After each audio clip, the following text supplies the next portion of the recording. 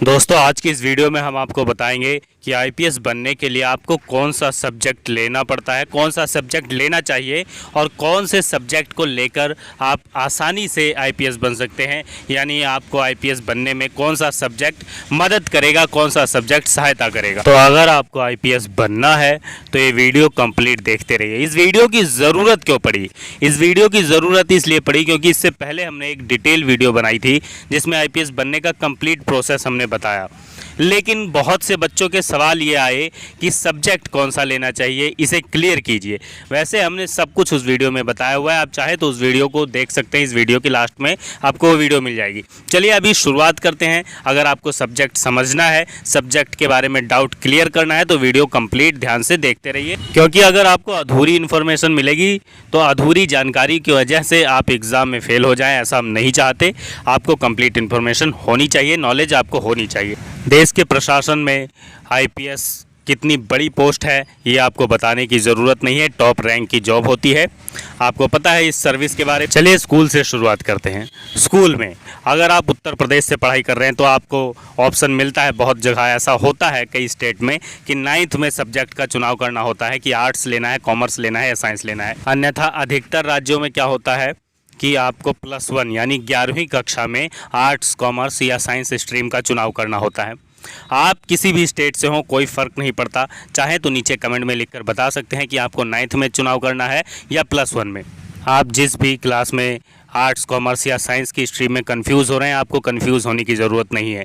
एक बात समझ लीजिए, union public service commission UPSC कभी भी भेदभाव नहीं करता है, बशर्ते आप ग्रेजुएट होनी चाहिए। अगर आपने ग्रेजुएशन कंप्लीट की है तो आप यूपीएससी की परीक्षा दे सकते हैं। यूपीएससी की परीक्षा के माध्यम से ही आईएएस बनते हैं, आईपीएस बनते हैं, आईएफएस, आईआरएस और लगभग जो 24-26 तरह की पोस्ट होती है वो आपको मिलती है। आप जो भी बनना चाहते हैं रैंक के हिसाब से आपका निर्धारण होता है।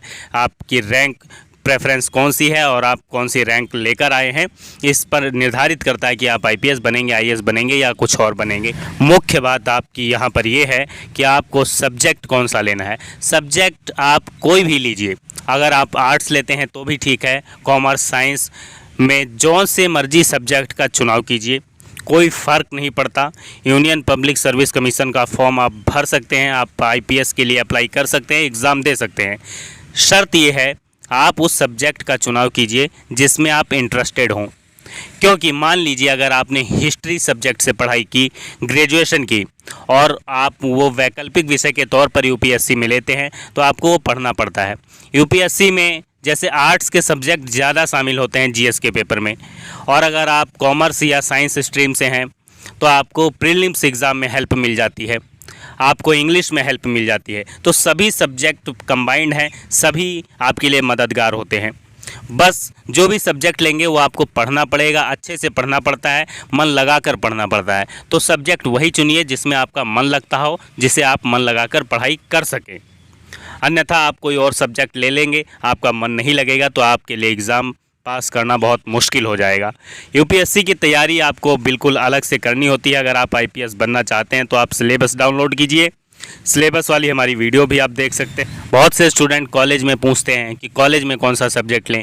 आप किसी भी स्ट्रीम से पढ़ाई कर लीजिए, सब्जेक्ट के बारे में चिंता मत कीजिए। बस एक ही चीज़ देखिए कि सब्जेक्ट आप वही लें जिसमें आपका इंटरेस्ट हो, आपकी रुचि हो, क्योंकि वो आपको पढ़ना है, मन लगाकर पढ़ना है। क्योंकि बिना पढ़े यूपीएससी की परीक्षा आप किसी भी हाल में पास नहीं कर सकते।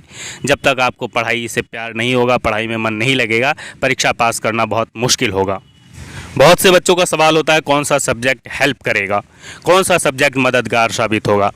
तो अगर आपने हमारी बातों को अभी तक ध्यान से सुना है तो आप समझ गए होंगे कि सभी सब्जेक्ट महत्वपूर्ण है अपनी जगह। अगर आप आर्ट्स के सब्जेक्ट लेते हैं तो आपका जो मेंस एग्ज़ाम है उसके बहुत सारा सिलेबस कवर हो जाता है, लेकिन शर्त वहाँ भी यही होगी कि आपको ध्यान से पढ़ना होगा। अगर आप आर्ट्स का चुनाव करते हैं और उसमें आप हिस्ट्री, पॉलिटिकल, ज्योग्राफी ये ध्यान से नहीं पढ़ते तो फिर उसका कोई फ़ायदा नहीं होगा। अगर आप साइंस से पढ़ते हैं तो आपकी इंग्लिश अच्छी होगी, आप कॉमर्स से हैं, आपकी गणित अच्छी है तो आपको प्रीलिम्स में मदद मिलेगी। प्रीलिम्स एग्ज़ाम जिसमें सीसेट होता है, सीसेट को पास करना क्वालिफाइंग होता है, थोड़ी सी मेहनत करें तो आप कर सकते हैं। तो उम्मीद करते हैं आप समझ गए होंगे हमारी बातों को। अगर आपको कुछ पूछना है तो नीचे कमेंट कीजिए। सीखते रहिए, सिखाते रहिए और जुड़े रहिए आरजेएम शिक्षा के साथ। धन्यवाद।